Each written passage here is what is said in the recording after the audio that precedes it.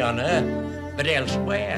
And that's what we're doing. We've learnt about the moon during the last few years. These are all things that are obvious to anybody who's got any brains.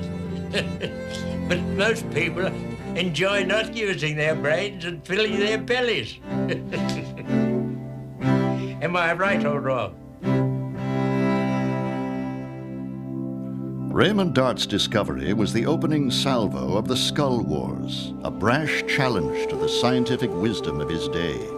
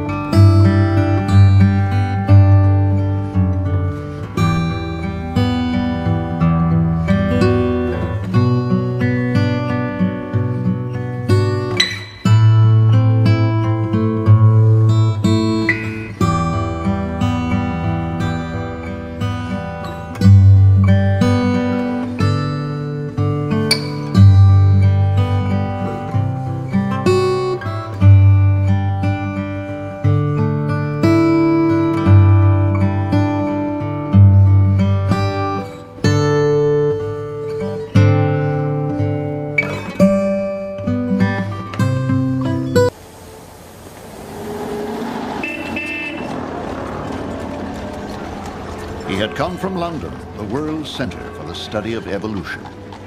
In the aftermath of the First World War, promising scientists from across the British Empire had flocked to the city. Among them, the young Australian anatomist, Raymond Dart.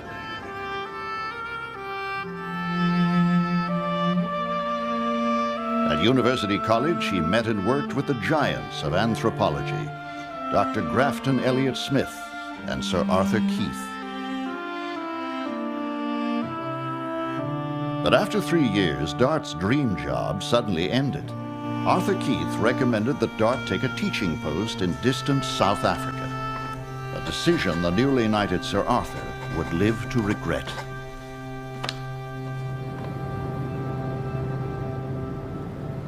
Johannesburg in 1923 is a gold rush boomtown that has exploded from a village of 20 people into a city of over 100,000.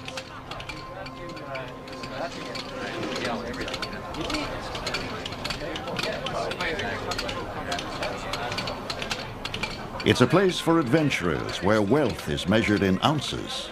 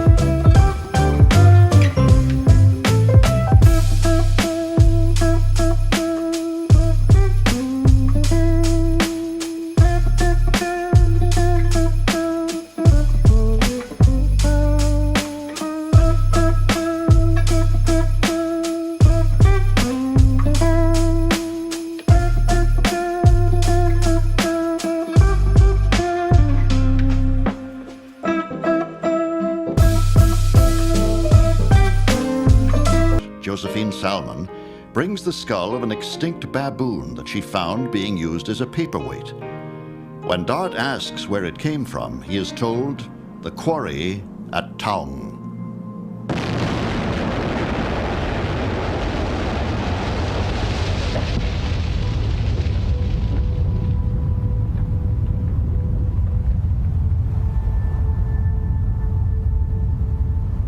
400 miles away, dynamite at Taung has begun to reveal cave habitats of extinct baboons. Professor Dart is amazed. He's never heard of ancient ape fossils in southern Africa. He requests that any interesting finds be sent to him.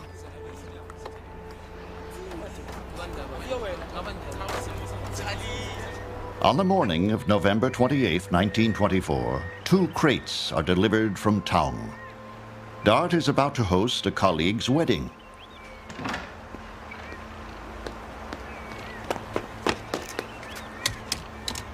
I wrenched the lid off the first box, and my reaction was one of extreme disappointment. In the rocks, I could make out traces of fossilized eggshells and turtle shells, and a few fragmentary pieces of isolated bone, none of which looked to be of much interest. Impatiently, I wrestled with the lid of the second box, still hopeful. At most, I anticipated baboon skulls, little guessing that from this crate was to emerge a face that would look out on the world after an age-long sleep of nearly 1 million years.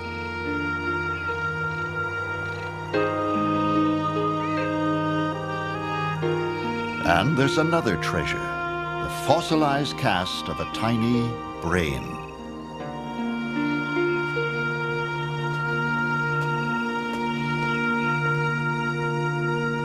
It was the brain copy.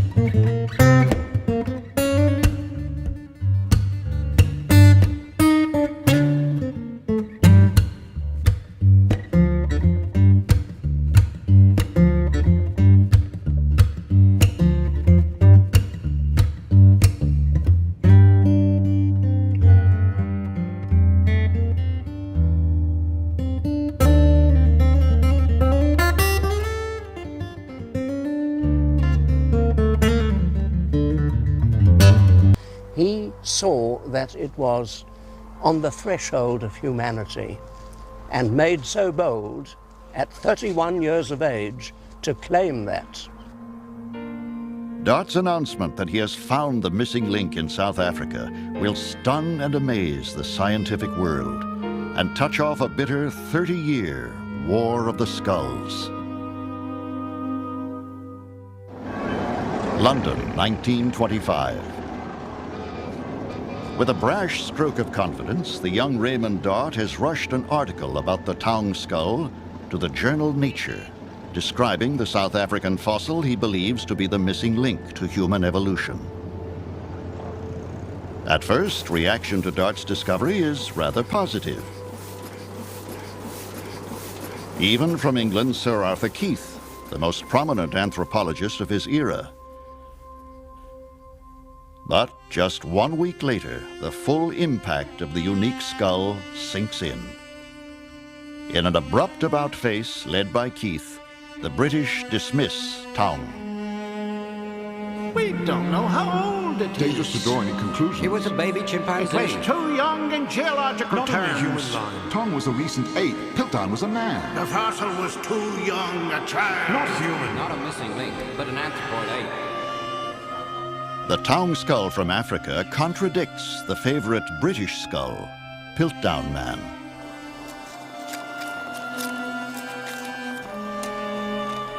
"13 years earlier, an amateur fossil hunter named Charles Dawson had reported the discovery of an ancient fossil in a gravel pit near the village of Piltdown. Piltdown Man appears to be a creature truly caught between man and ape, with a human-sized brain and an ape-like jaw. The cream of British science agreed. Piltdown becomes Sir Arthur Keith's holy relic. To him, it was the evolution of the rational mind that set us apart from our animal ancestors. It was the expectation of people at the time that our earliest ancestor became human in his brain and brain size before it humanized in teeth and posture. And so the comic picture of the caveman used to show a creature that was hulking over with large fangs, usually dripping gore, but with a large brain on top of that. The Taung child had a little brain, but human-like teeth and a human-like posture. It was totally contrary to the image that had fixed itself in people's minds before 1925.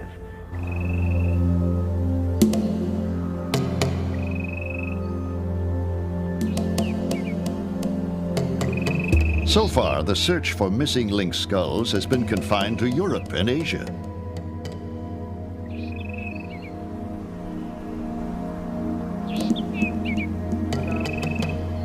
And some find it easier to imagine the white race having evolved from Asians than from black Africans. There was a bias on the part of many European anthropologists and scientists against Africa and all things African. It was almost a racial prejudice against the African continent. The Taung skull has challenged everything the British establishment believes about human evolution.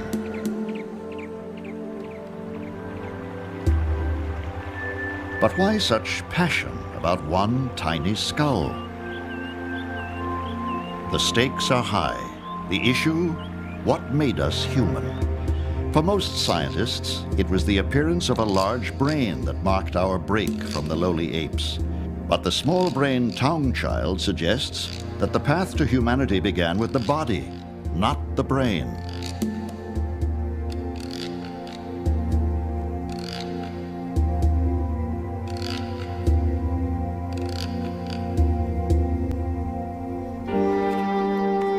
Raymond Dart finds himself trapped, alone in the middle of one of the most passionate debates of his time.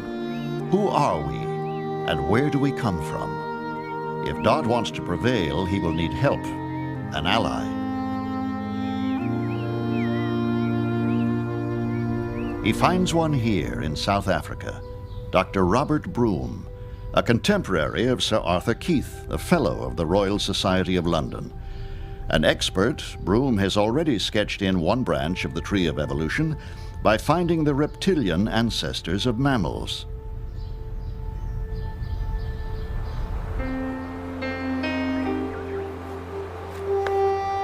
A hands-on, experienced field scientist, Broom has spent 20 years searching South Africa for bones. He is also a trifle eccentric. He will do whatever it takes to protect his beloved fossils.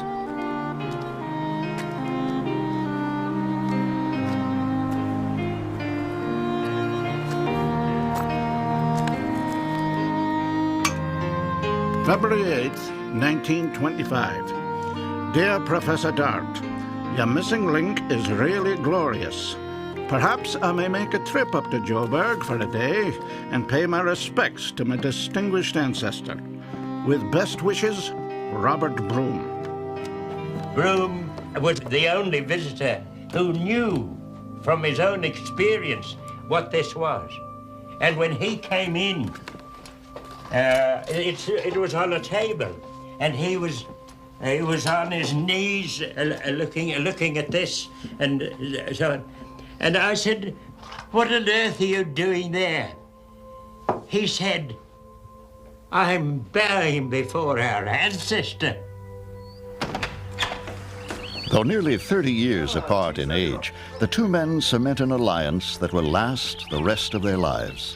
Dart, the bold newcomer, and Broom, the veteran field scientist. Broom was convinced that Dart was right. Broom was Dart's bulldog. He was his great supporter.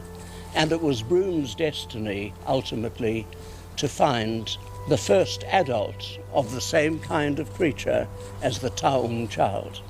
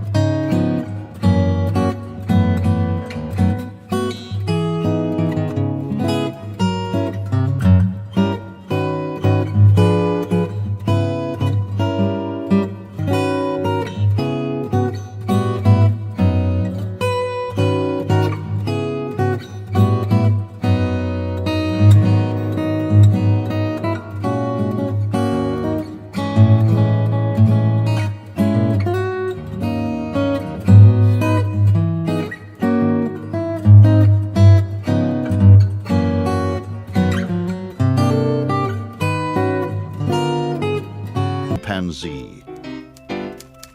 Keith's denunciation is blunt. Taung is an ape and Dart is a fool. The popular press takes up the theme.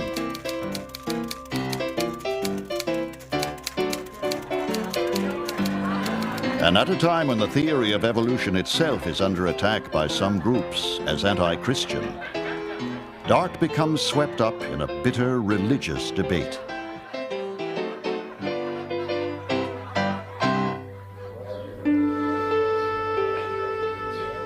In America, a Tennessee school teacher named Scopes goes on trial for teaching evolution. The teacher is convicted. And the idea of our ape-like origins is banished from thousands of American classrooms. To scientists by the 1920s, there is no disputing the common ancestry of apes and humans. What science seeks is the mechanism of evolution, the missing link between ancient apes and man. In South Africa, Raymond Dart knows he has held the missing link in his own hands.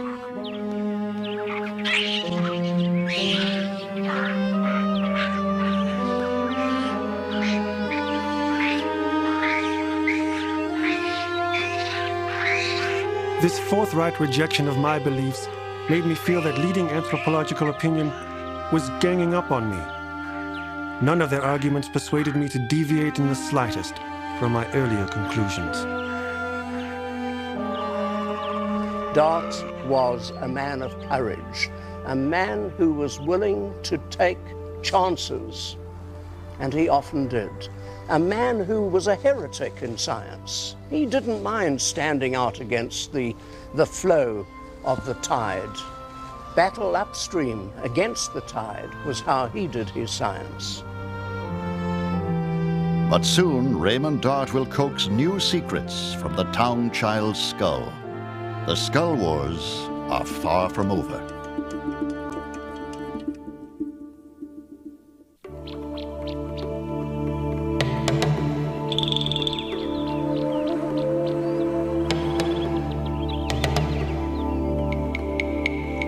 At the close of the 1920s, Raymond Dart's revolutionary assertion that Africa was the prehistoric cradle of the human race has been dismissed as preposterous.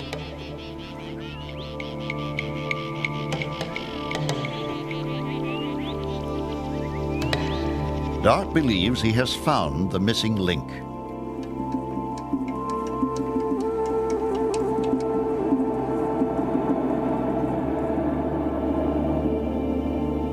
By day, Dart is preoccupied as the newly appointed dean of a university medical school.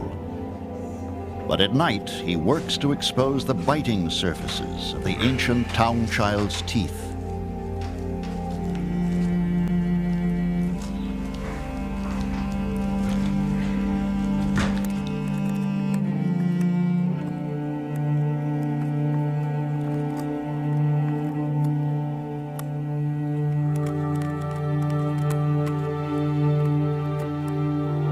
After working on the fossil on and off for the last 4 years, I have been able to separate the lower jaw from the upper jaw, and to reveal clearly that it is human in almost every detail.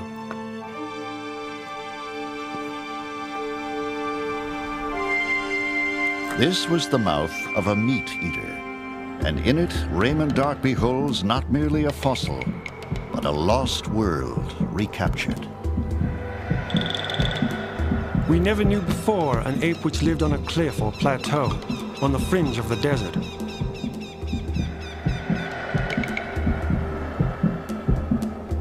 It was an animal-hunting, flesh-eating, shell-cracking, and bone-breaking ape. I quite expected that this would cause trouble because one was dealing with the history of the earth and how man came to be. How he rose. And this had been, at one time was the sort of thing that his previous peoples had to go through in order to become men. To me, it was reality. Well, it is real.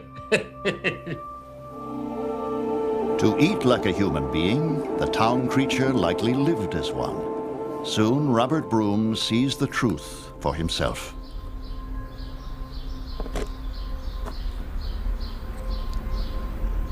When Dart removed the lower jaw, it was seen that the milk teeth of the little ape are exactly like those of human children and not in the least like those of the chimpanzee or gorilla. Dart is ready to take on the world. In 1931, Dart travels to London, armed with the skull, to speak at a crucial gathering of the Zoological Society.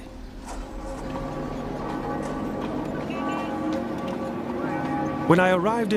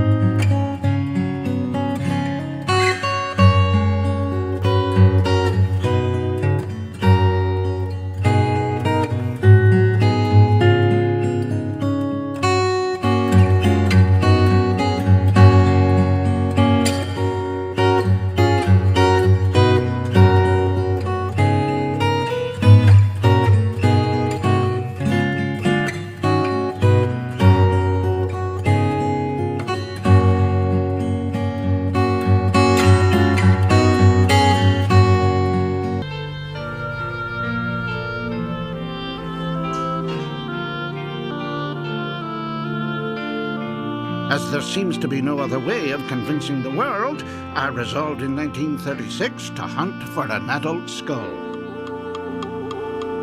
Broom needs an adult fossil because many scientists think the town child is too young to be conclusive.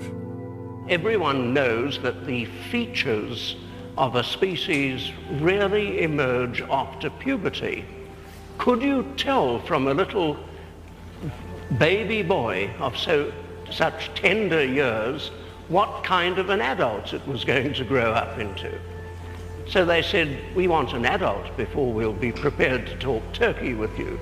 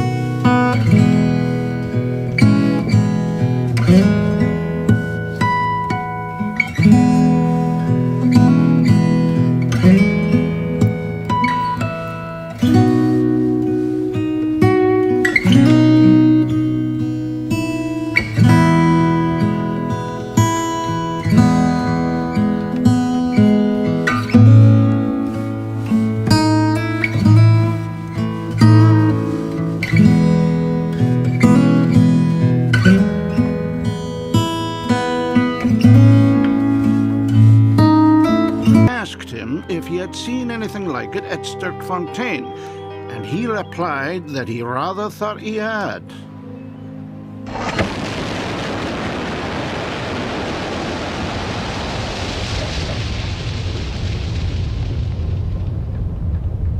On the Monday following August 17th, 1936, I was again at Sterkfontein, and when I saw Barlow, he handed me a beautiful brain cast and said, "Is this what you're after?"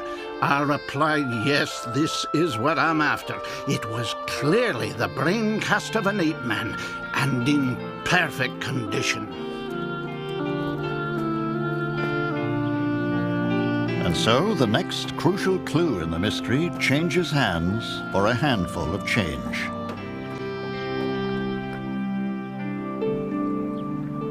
For the next 2 days, joined by quarry workers and the staff of his museum, Broom combs the rock piles for more fragments.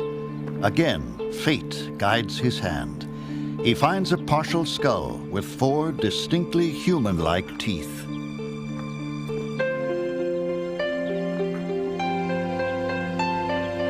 With the help of the quarrymaster, Broom has found the next vital clue in the Skull Wars.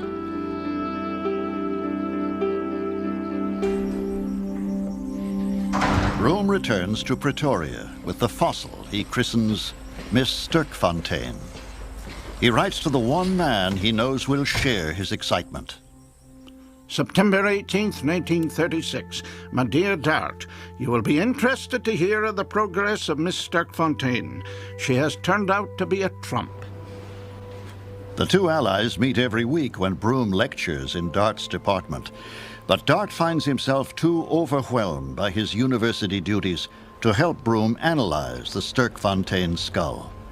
Broom must tackle the fossil on his own. Miss Sterkfontein's facial bones have been crushed and twisted by the weight of the rock that encased them. But the expert Broom envisions the bones as they must have been in life. The teeth of this Sterkfontein girl are almost entirely human, and in my opinion, there can hardly be any doubt that she is closely related to the ancestor of man. Here, at last, is a mother for the town child. Broom's skull proves that the town creature belonged to an entire race of missing links, who once called Africa home. Now it's Broom's turn to try to convince the world that humanity arose on the dry plains of South Africa.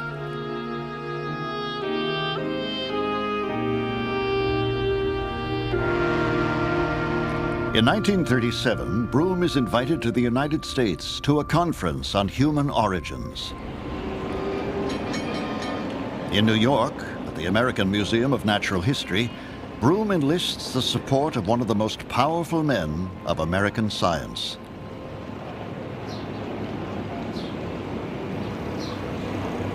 Dr. William King Gregory, an expert on fossil teeth, decides that Broom's discovery is important enough to bring him to South Africa to take a closer look. But at the conference, Broom finds Miss Sterkfontein is upstaged. A large-brained fossil from Palestine grabs the spotlight. Yet again, a Piltdown-like skull eclipses the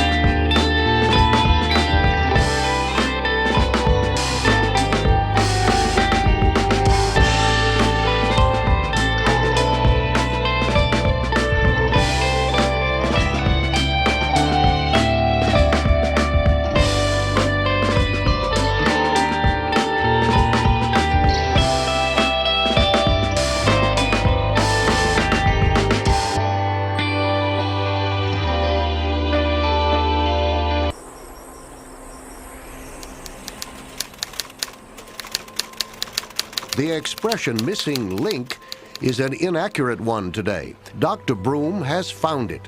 It is no longer missing. There are now 3 important skulls from Africa, representing 2 species. But still, the world believes that the big-brained fossils of Europe and Asia are the model of evolution.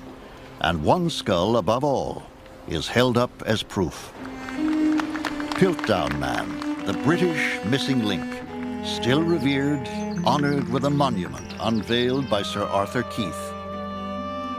But there can be only one true missing link, and the moment of truth is near.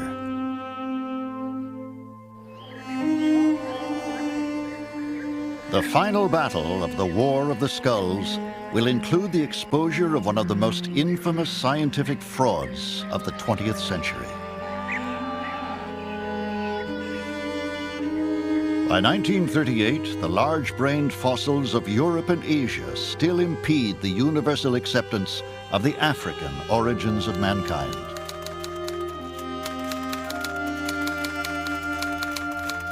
They are championed by a man of extreme pride and extreme power.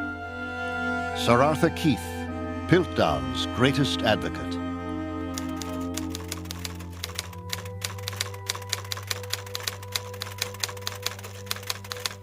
This bitter contest for the truth has been fought since the 1920s. But now, the Second World War intervenes.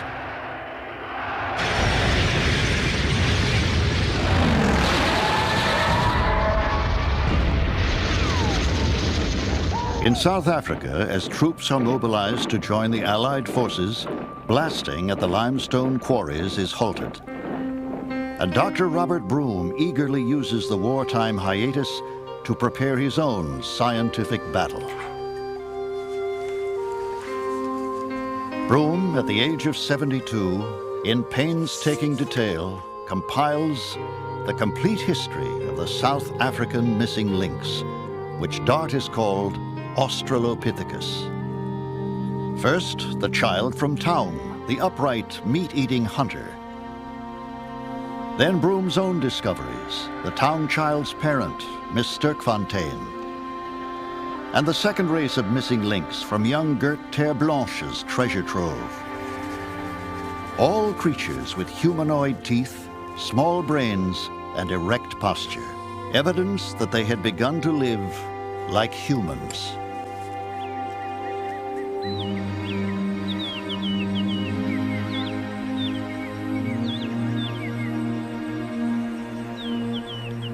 And Broom's book contains one more revelation.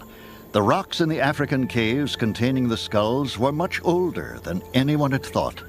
For the first time, Broom has proof that the small-brained African ape men lived before the big-brained fossils, Piltdown, Peking Man, Palestine Man. And soon, the world is convinced.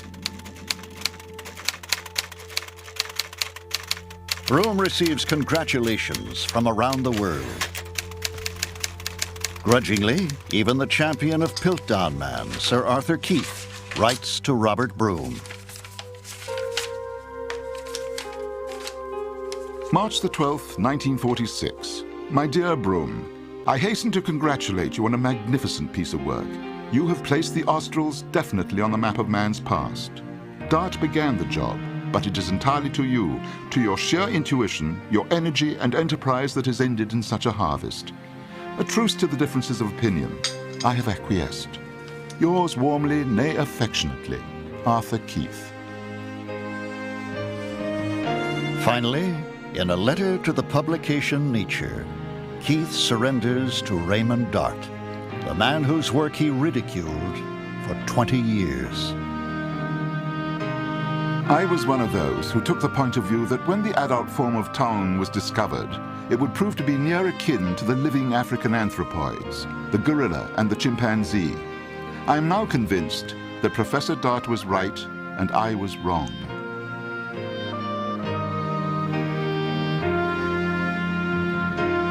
By 1946, Dart and Broom are no longer outcasts.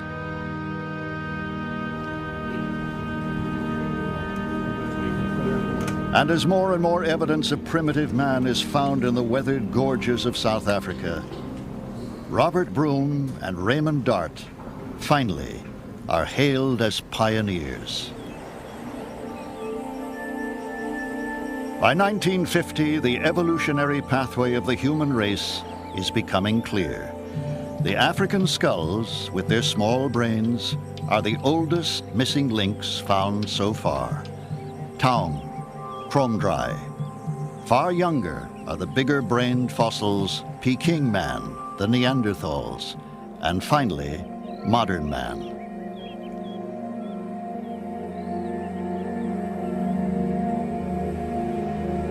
But one mystery remains: England's Piltdown Man. The big-brained skull with its ape-like jaw is totally unlike any other fossil.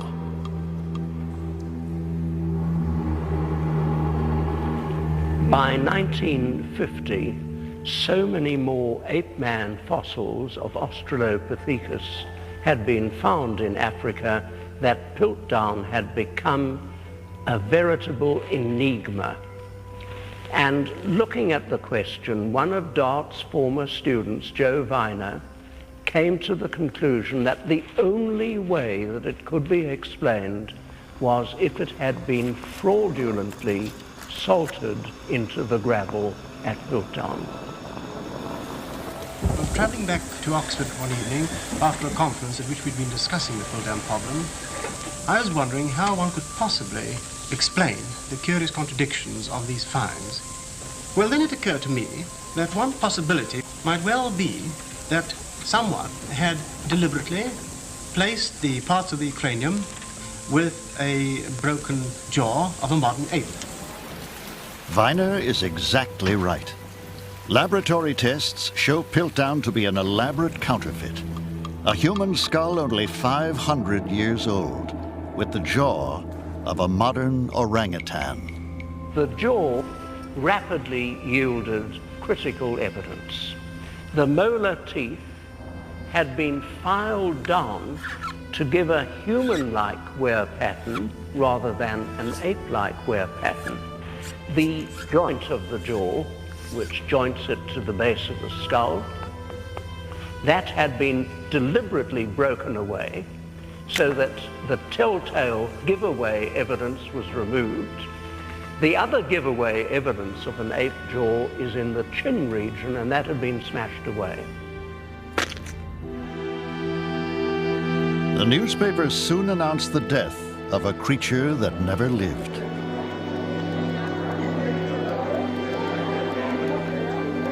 A sin against science that endured for more than 40 years. But who was its perpetrator? The shocking news of the forgery becomes a media event, a prime-time topic for discussion on the BBC. First of all, have another look at the picture of Dawson. Here it is. Is it the face of a fanatic who would mislead his colleagues so cunningly for so long? Or is it the face of an enthusiastic amateur who was hoaxed and misled by some ill-wisher? Perhaps we shall know for certain one day, but perhaps we shall never know. What we do know even And the now Piltdown fraud continued to fascinate scientists. The suspicion lingered on. Where would Dawson have gotten an orangutan jaw? Where would he have got a 500-year-old human skull? So knowledge and access to material raised the thought that Dawson must have had a co-conspirator.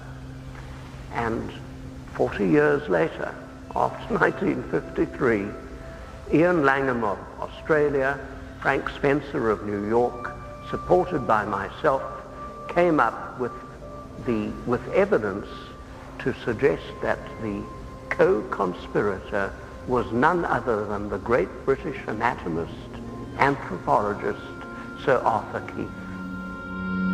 If he was guilty, Sir Arthur Keith was responsible for selfishly blocking the understanding of human evolution for nearly half a century. Keith's name tops a long list of suspects in a mystery that may never be solved. The scientists who won the Skull Wars lived long enough to reap the full rewards of their victory. In his 50-year career, Robert Broom, the great fossil hunter, amassed more ancient ape-man skulls than all the other scientists in the world combined.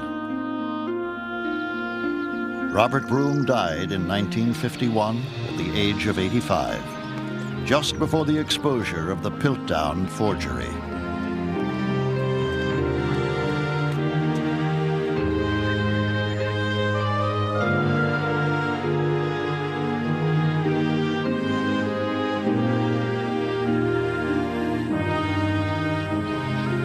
Raymond Dart returns many times to the caves and quarries of South Africa and lives into his mid-90s, the grand old man of the missing link. During his lifetime, Africa gives up a treasure chest of fossils, filling in the evolutionary tree of the human race. And since Dart's death, other scientists have made more spectacular discoveries in Africa, pushing the threshold of humanity back beyond town. And it all began with the discovery of a child's tiny skull, blasted free from a rocky tomb on the edge of the Kalahari Desert.